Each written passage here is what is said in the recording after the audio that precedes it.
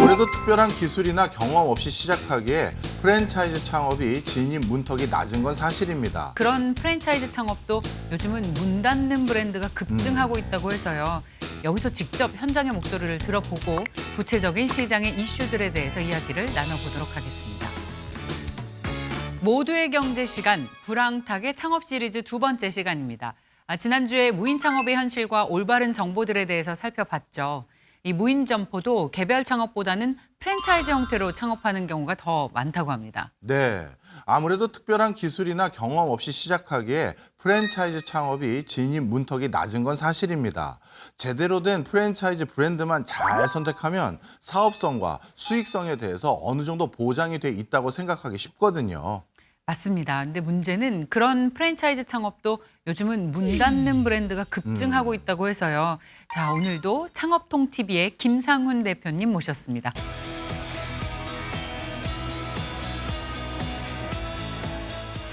우리나라는 그야말로 프랜차이즈 왕국이다, 공화국이다 이렇게 말해도 과언이 아닐 것 같습니다. 프랜차이즈 브랜드, 가맹점들 도대체 얼마나 있습니까? 맞습니다. 우리나라 프랜차이즈 브랜드 일본보다 거의 한 3배, 4배 많거든요. 5월 기준으로 보면 공정거래위원회에 등록된 프랜차이즈 수만 하더라도 11,782개, 이 중에 80%, 9,400개 정도가 외식 아이템입니다. 그다음에 서비스업 브랜드가 한 15%, 1,820개고요. 그리고 한 5% 정도가 도소매업 브랜드, 거의 한 530개입니다. 언제부터 이렇게 우리나라에 프랜차이즈들이 많이 들어오기 시작했나요? 프랜차이즈의 효시 그럼 언제일까? 그럼 70년대입니다. 1979년 대학로의 커피 난다랑 이런 거 있었고요. 그게 림스 프랜차이즈예요? 치킨. 예, 그렇습니다. 그게 최초였고요. 롯데리아 소공동 매장 이런 게 아마 우리나라 프랜차이즈 효시였고요. 한식 프랜차이즈가 본격화된 것은 1992년 놀부. 놀부가 1992년부터 시작되면서 지금 현재 거의 12,000개 정도이기 때문에 프랜차이즈 아이템이 없어서 창업 못하는 이런 시대는 아니지 않는가 좀 이런 생각이 들 정도입니다. 이 창업 시장이 사실 프랜차이즈 중심으로 이루어졌다고 해도 과언이 아니잖아요. 그런데 시장 규모가 어느 정도로 커진 건지 말씀을 듣다 보니까 굉장히 궁금해지네요. 우리나라 전체 프랜차이즈 시장 규모가 100조가 훨씬 넘습니다. 124조 5천억 시장 이 정도 되거든요. 이 중에서 가맹점 매출액은 한 65조 4천억 정도이기 때문에 브랜드는 많은데 점당 매출액이 그렇게 높지 않구나 이걸 알 수 있습니다. 그렇군요. 여기서 직접 현장의 목소리를 들어보고 구체적인 시장의 이슈들에 대해서 이야기를 나눠보도록 하겠습니다.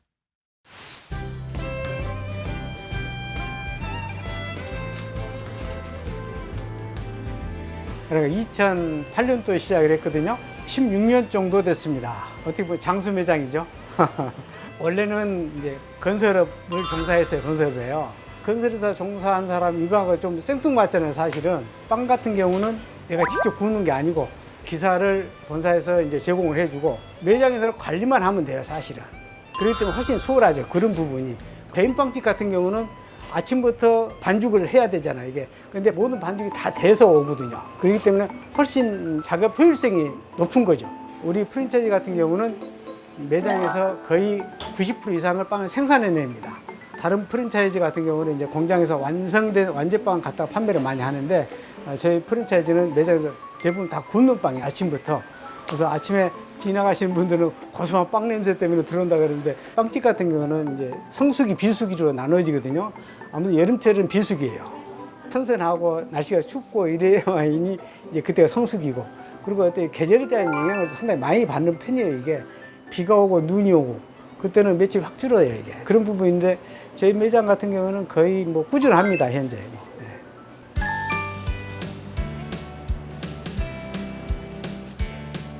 개인 빵집으로 창업을 할 수는 있는데 그건 한계가 있어요. 한계점이라는 게.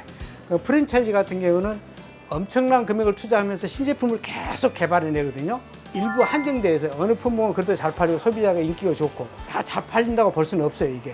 근데 개인이 창업을 해가지고는 비용 문제도 있고 신제품을 개발하기가 어렵죠, 사실.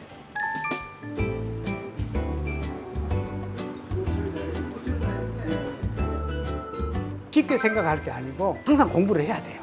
점주라고 해서 게을리 해서는 안 되는 거고 2사람 내지 3사람 몫을 해야 돼요. 점주 몫을 하나 해야 되고 한 사람의 직원 몫을 또 하나 해야 돼요. 점주라고 해서 편하게 장사하려고 마음먹고 했다가는 아예 안 하는 게 나을거든요. 사실 직장에 다닐 때보다 더 어렵죠. 더 힘들죠. 내가 모든 거 결정을 하고 내가 해야 될 입장이고 기사도 공부를 해야 되지만은 점주는 기사보다 더 공부를 더 많이 해야 돼요. 이런 쪽으로 더 많이 알고 있어야만이 컨트롤 하기가 쉽지 내가 모르는 상태에서 어떤 지적이나 지시를 할 수가 없잖아요, 이게. 그래서 그만큼 노력을 많이 해야 됩니다.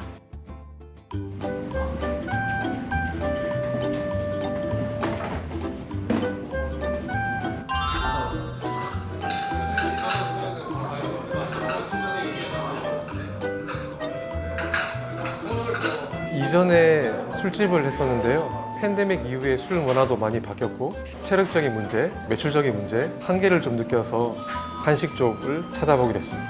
한식 국밥류는 처음 제가 해봤기 때문에 국물 요리인 국밥은 육수가 굉장히 중요한데 제가 그 노하우를 찾기가 힘들었고 검증된 데이터라든지 전문적인 곳에 도움을 좀 받으려고 프랜차이즈를 찾아보고 선택했습니다.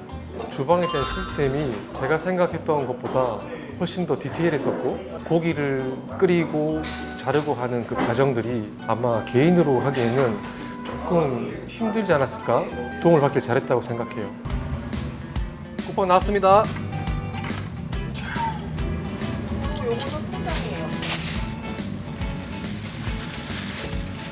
처음에 과천에 5개월 동안 공실했던 자리를 추천받아서 시작하게 됐는데요.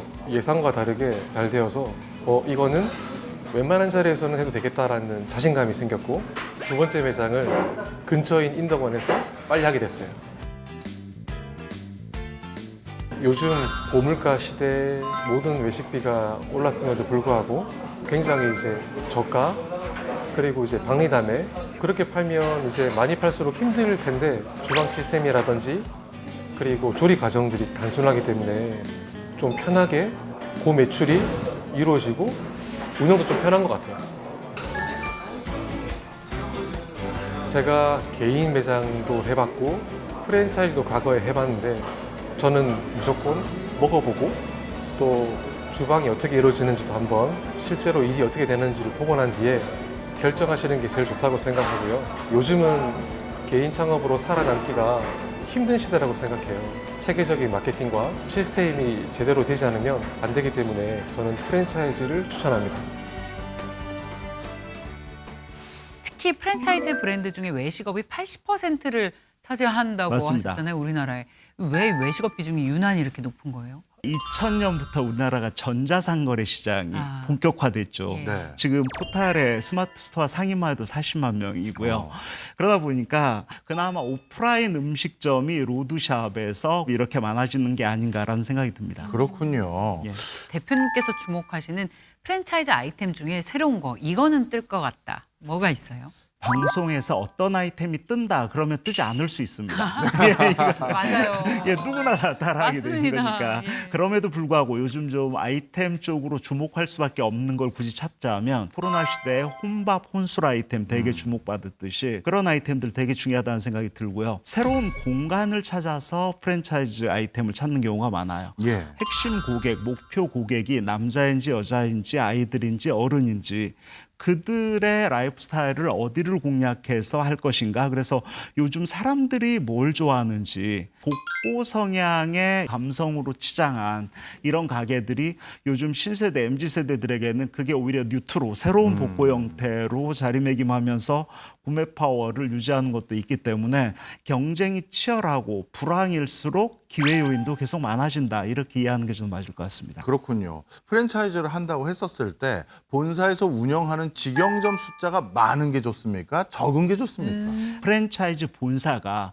의무적으로 직영점 1호점을 1년 이상 운영을 해야만 신규 가맹점 투자자를 모집할 수 있다. 이게 가맹거래사업법 개정안으로 바뀌었습니다. 예. 그래서 앞으로 시장 조사를 하실 때는 본사에서 신규 직영점을 뭘 하고 있는가 이거 좀 주시할 필요가 있어요. 그 직영점이 앞으로 가맹점으로 확산될 가능성이 있습니다. 네. 저는 직영점을 많이 운영하는 회사가 저는 더 탄탄한 회사일 수 있다. 물론 본사에 따라서는 그냥 가맹점 관리하기 힘드니까 저희가 시드머니 종잣돈이 많으니까 그냥 저희는 직영으로만 합니다. 이런 본사도 있습니다. 저 프랜차이즈가 좋을지 아니면 나쁠지 판단을 해야 되지 않겠습니까? 그 판단은 어떻게 할 수 있을까요? 전 박람회장 가보면 배너에다가 예. 뭐 산무, 사무, 오무, 가맹비, 보증금, 교육비 이런 거 안 받습니다. 자선업체인가? 이렇게 생각할 수 있는데 신규 가맹점 개설이 그만큼 절박합니다. 이런 표현이겠죠. 사실은. 그래서 직접 상권에 와서 정말 그렇게 사업이 잘 되는지 눈으로 검증하고 그 매장을 이용하는 소비자 반응도 체크하고 운영자의 만족도도 체크하면서 이 브랜드 결정을 하는 게 시행착오를 줄일 수 있는 방법입니다라고 말씀드리고 싶습니다. 그렇군요. 우리가 기업에 주식 투자할 때도 그 기업이 제공하는 공시자료 보고 투자를 맞습니다. 하는데 프랜차이즈도 뭔가 이런 공시자료 같은 정보 공개서 이런 거 있잖아요. 맞습니다. 그거 도움 되는 거죠? 보통 브랜드마다 보면 공정거래위원회에 가면 정보공개서를 열람을 할 수가 있습니다. 네.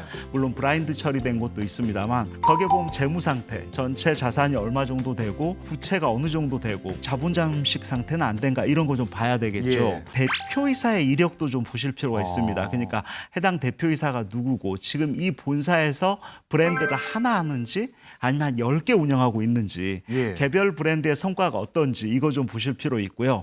가장 중요한 것은 매출액 데이터 꼭 봐야 됩니다. 매출액 데이터와 출점 매장 데이터가 공개가 돼 있거든요. 매출액 같은 경우는 연간 매출액이 공개돼 있고요. 예. 전체 평균과 지역별로 다 다릅니다. 지역별 매출액 데이터가 어느 정도 되는가. 그러니까 연간 매출액 나누기 12 하면 월 매출액을 알 수 있고요. 네, 네. 우리는 월 매출이 얼마니까 순이익이 얼마겠구나. 이걸 추정을 해야 되고요. 마지막으로 가장 중요한 것은 이 정보공개서 상에서 연간 폐점하는 매장은 몇 개인가. 이거 매우 중요합니다. 그렇군요. 그래서 폐점을 하거나 아니면 명의를 변경했는지 이런 것도 좀 체크하면서 정보공개서를 살펴야 된다라고 말씀드리고 싶습니다. 대표님, 상권은 어떻게 고르는 게 좋아요? 일반적으로 상권 같은 경우는 본사가 잘 골라주지 않는 경우가 많습니다. 상권에서 통상적으로 보는 것은 기존의 유사업종들이 해당 상권에 어느 정도 성과를 내고 있는가. 서울시 같은 경우도 우리마을 상권 분석 시스템에 다 매출 데이터를 알 수가 있거든요. 예. 동일한 업종이 어느 정도 매출을 올리고 있다. 이걸 보면서 선택하는 게 중요하고요. 임대 문의가 많이 붙어 있는 그런 골목 상권은 요즘 장사가 안 되는 겁니다. 네. 좋은 상권일수록 임대 점포가 안 나오는 상권이 좋은 상권이다. 이 말씀 좀 드리고 싶습니다. 그렇군요. 마지막으로 프랜차이즈 창업을 고민하시는 분들께 이것만은 꼭 당부하고 싶다.